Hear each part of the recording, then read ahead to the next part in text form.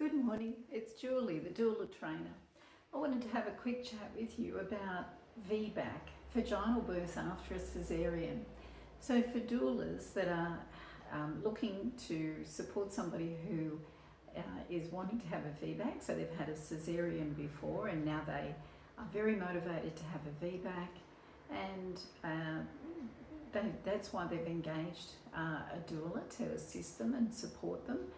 What they would expect from their doula and what they need is some good, clear information about what is the journey in having a VBAC. So becoming very informed about how to achieve a normal birth is actually the most important.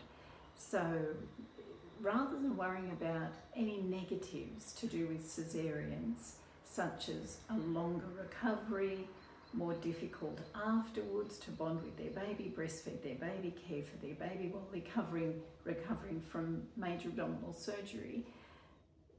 Most women would be well aware of that. If they've had a caesarean section before, they're very clear on why they don't want to have a caesarean section again. So instead of being overly focused on those sorts of things, it's a good idea to focus more on what do you want? Why do you want that? And how do you want to aim for that? And stay focused on what it is that we're trying to achieve. And so the benefit of having a normal birth after having a caesarean before is women are often very surprised at how much easier the recovery is, how much quicker that is, and they're astonished at how different the experience can be. So one of the things that I'd be encouraging them to do, of course, is a hypnobirthing course where they're learning their breathing, their relaxation, and getting the mindset right. Instead of focusing on the negative, focus on the positive. Become very crystal thinking in their reasons of why they're aiming for what they're aiming for. So one of the biggest reasons that most women are aiming for a normal birth is that they want the best for their baby.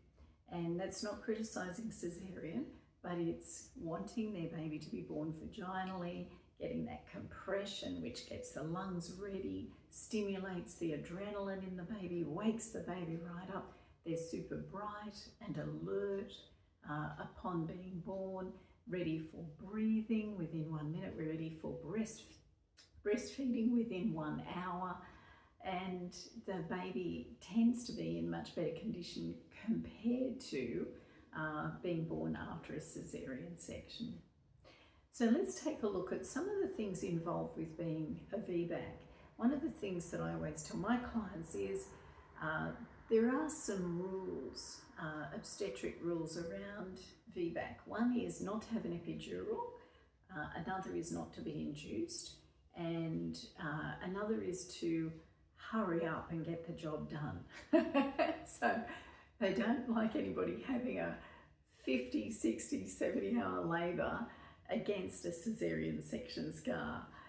So it's the sort of thing where we need to focus on how do we stimulate labour, how do we avoid going way overdue, and how do we encourage the waves, the contractions. So things like breast massage, nipple stimulation, just gently, and that will boost the oxytocin, and then that will help drive really good labour waves, labour contractions to get the job done. And so the other thing is avoid distractions. Now all of that is covered in the hypnobirthing course. In the transition into parenthood class, that's all focused on active birth. So for a doula to explain to a client about being active, about being upright, but pacing themselves carefully, but also being very well aware that if they're working with gravity, so they're upright, not laying down, then that can actually help to accelerate labour nicely as well, or avoid slowing it down, having an awfully long, slow labour.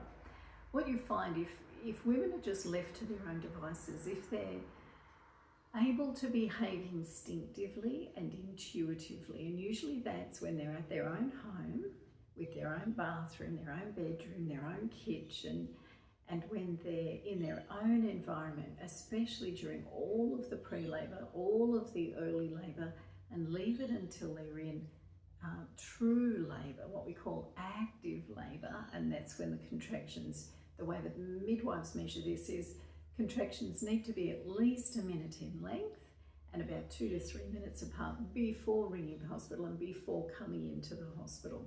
So that's under normal circumstances. The woman doesn't have any problems medically, she doesn't have any complications, she's not suffering high blood pressure, she doesn't have twins, there's no medical reason why she can't labour in her pre-labour at home. Wait until she's in good labour, true labour, real labour, and then come into the hospital or call the midwife for a home birth or go into the birth centre.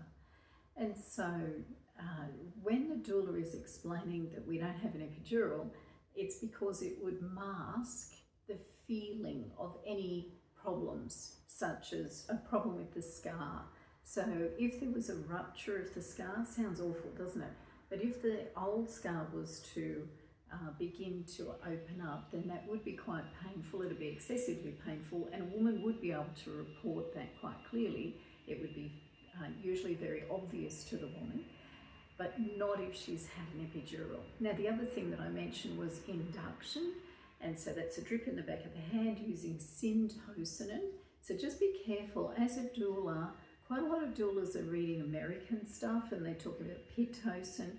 We in Australia use syntocinon, and that means synthetic oxytocin, and you'll find that in the category of medical interventions in the Preparing for Birth Mother's book. That's the one with the really pretty cover done by Jane Palmer and Andrea Robertson. That's all part of your kit.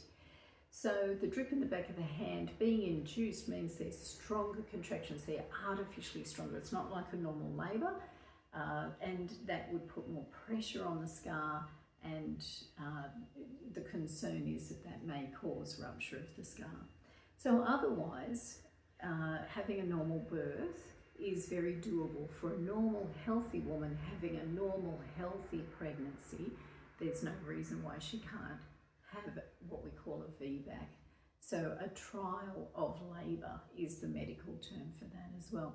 So what we don't want is for it to go for a very long time. Taking a look in the book at ways to stimulate a slow labour, that's in your doula workbook as well. So there you have it, some information about having a VBAC or supporting somebody having a VBAC. Hope that's been helpful to you today.